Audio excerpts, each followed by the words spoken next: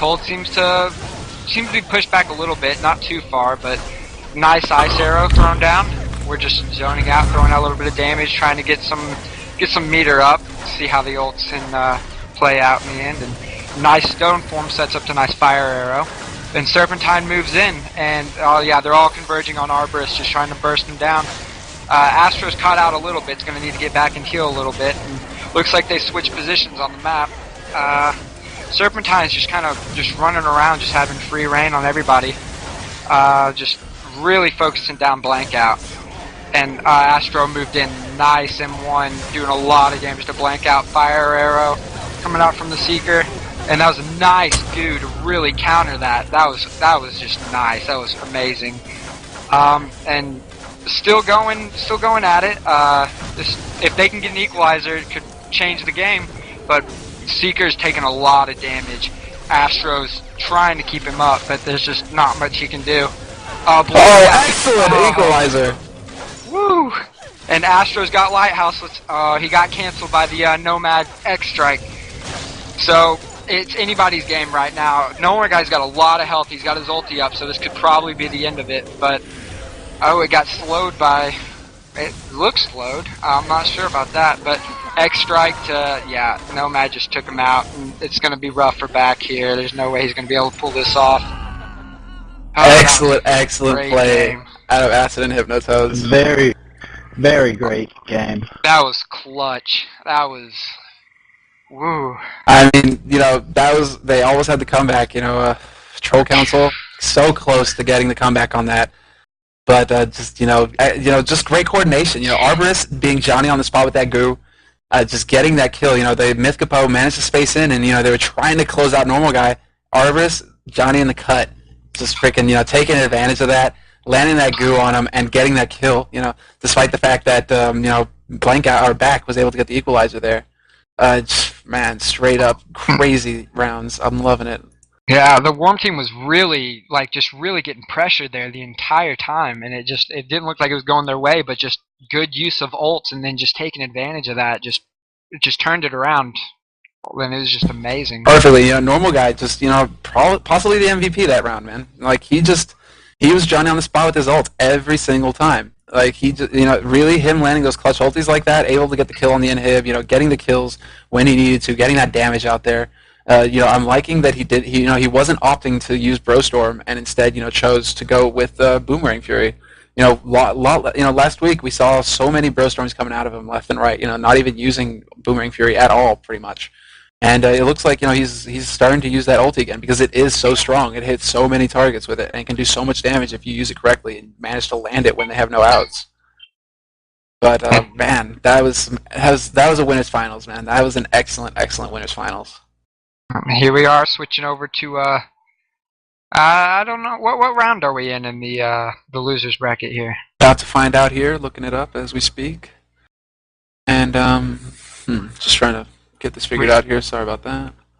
Dinosaur Shoes. Looks like we have Dinosaur Shoes, and that's all I need to know. Dinosaur Shoes versus Corinth Eastwood. Got a bit of that Asian twang here. Duck must be happy. But we have Dinosaur Shoes versus Corinth Eastwood in the semifinals of the losers brackets.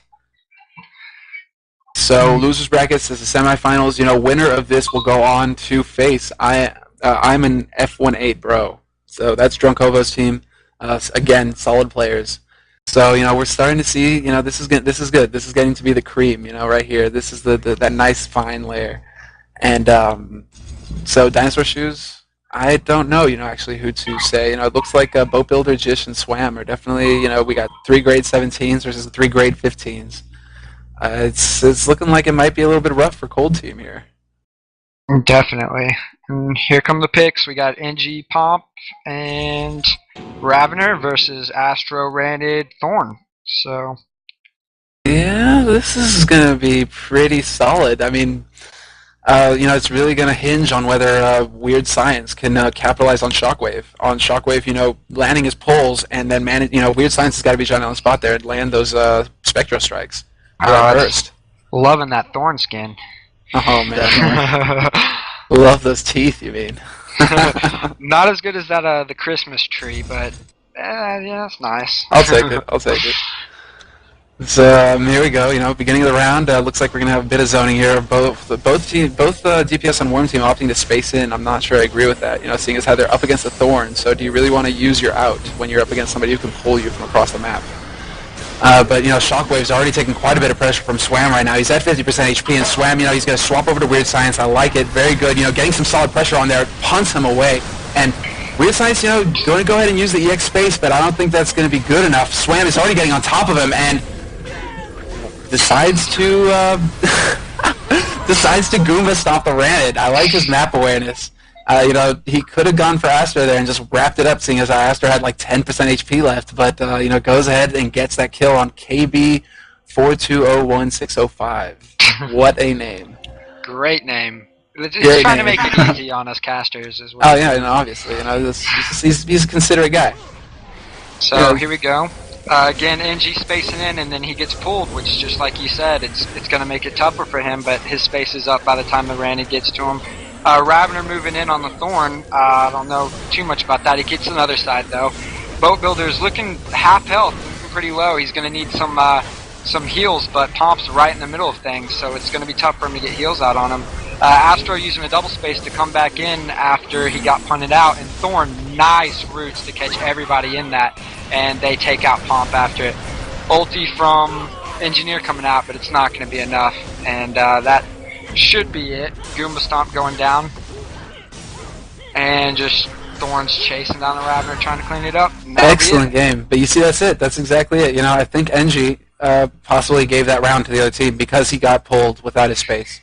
And he just got pulled, that's it. If you get pulled by Thorn, momentum's going to go to Cold Team. That's basically what's going to happen, because he's going to force you to use outs to get out of that situation.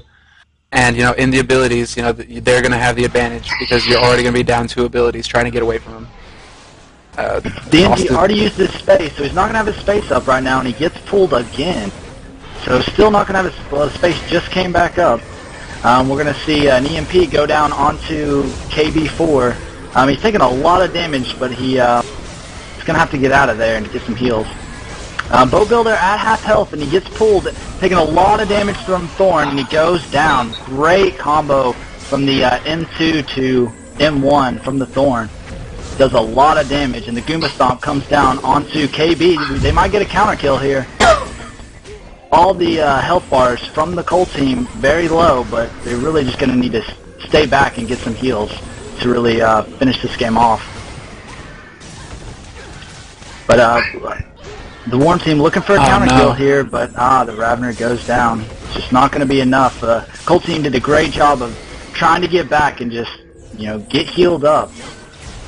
Make sure they can't get that counter kill, and I'm liking for the win there. We may get an upset here. I'm liking it. We're going to see some grade 15s troll some grade 17s here. And, to be honest, Cold Team is just playing a tighter game. They're playing, Thorn is doing his job. He's being as annoying as possible, landing those pulls, and, pull into M1. It's about as easy as it gets for Thorn, and it's obviously having a great effect on Boat Builder, who is not, able to get away from that as well, seeing as how he is NG. He is one of these slippier melee, ranged characters, but still, if you're not on top of your game, you're going to get taken advantage of pretty hard, and we already see that coming, Boat Builder already down to like 80% HP, and there you go, KB is going to come out, get that stun combo onto him. Other side from Pomp, though, so let's see if Cold Team could take advantage of this. The other side is down on Pomp, so they don't have any lucky card to get out of this anymore. And, in the meantime, Shockwave's already taking so much damage. Let's see, Boat Builder trying to set up a result, and there it is. Does get it pulled, though, so that's going to throw his aim off. But, KB does go down in the meantime. Swam just sticking on top of him. And there we go. That's exactly what Worm Team needs to do. Not let Thorn take the advantage of them, land those pulls, be annoying, basically, and have Boat Builder survive. If Boat Builder's taking damage, he's like, it looks to me like he is the mainstay of their damage, like Swam doing an excellent job. If Boat Builder can land a full ulti like that, stuff's going to die. And I think, that's really what needs to be happening here. If he's getting pulled, if he's getting snared, he's just not doing his job. Definitely. And Boat Builder really, like you have seen, he hasn't spaced in once since those first 2 losses, and he's really being elusive. And he can use a shrink device on that route there. Is just spacing away, and the team is just chasing him. Thorn is almost useless here whenever he gets caught out by the engineer. So other side's used by the Pomp on the Boat Builder, and he's just continuously running away from them while dealing damage. And there we go, the Rainid goes down. So it's really just based on whether Boat Builder can just get away and stay alive, which he's doing very well here in these last couple rounds. Yeah, the thing, what we're seeing is, Cold Team isn't adapting. They're, Boat Builder's wised up. He's realized, okay, maybe I shouldn't, take as many risks at the start, and he's, becoming much more difficult to get on. In the meantime, you've got Swam, who's just going to town in the background, because Cold Team's all focused on Engie, and, you can't really disregard a Ravener's damage. If you are not pressuring Ravener as well, you're going to die. There's nothing you can do about it, really. They need to be spreading out their damage more and trying to change up their strats. They need to adapt, is what. And it looks like Warm Team managed to adapt, but Cold Team, they're kind of behind here. Yeah, definitely. That's a sign of a good player, being able to adapt to what the other team is doing so that you can pull out the victory. And it's showing Boat Builder completely changed up the strategy from the first. Well, they won the first round, but then after that, they were put behind until Boat Builder switched it up a little bit and was able to help his team pull out the victory. Yeah, it was really hinging on whether Boat could actually wise up and stop using his space and stop getting pulled. Once that Thorn stops your pull, like a good Thorn is going to land his pull. If he's not doing his job. And by dodging that pull repeatedly, it's exactly what needs to happen. You're going to just shut down so much of pull of Thorn's like annoyance factor that he's really just going to be kind of useless, like walking around trying to M1 shit.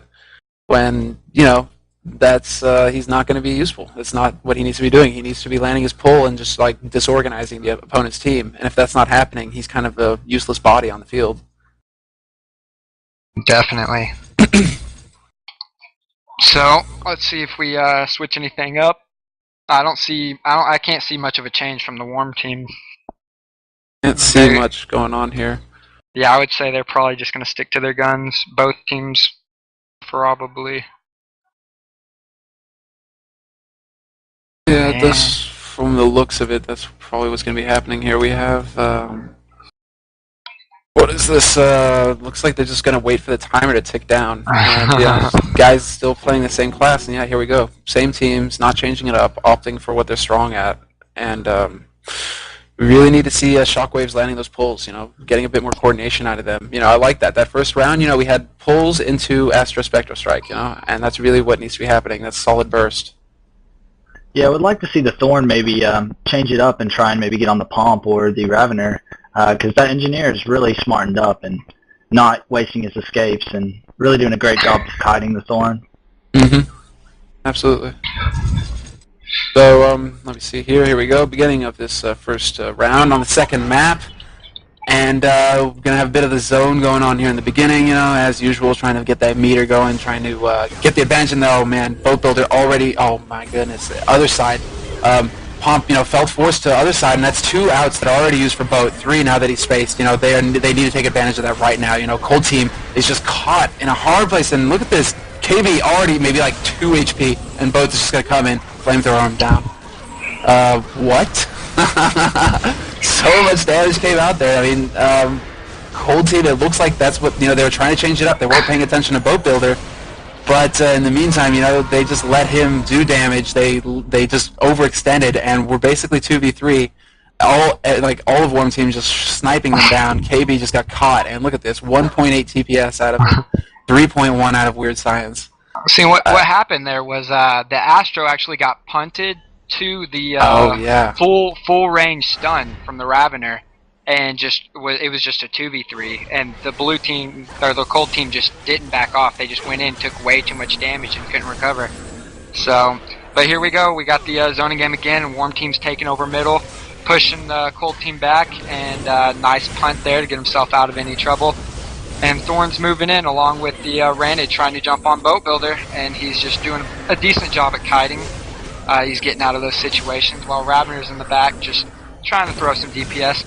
Nice Moonstone to catch 2 people, and Thorn's just really being a nuisance right now. He's landing a lot of pools and a lot of N2s, and then that's a nice ulti from Thorn to cut off Pomp from the rest of her team. And Thorn, once again, really just chasing down any weak player, landing a lot of M2s, and then ulti coming out from Boat Builder, but it got canceled by Raynid's stun. But Raynid is taking a lot of damage right now and could go down. Nice punt from Rap.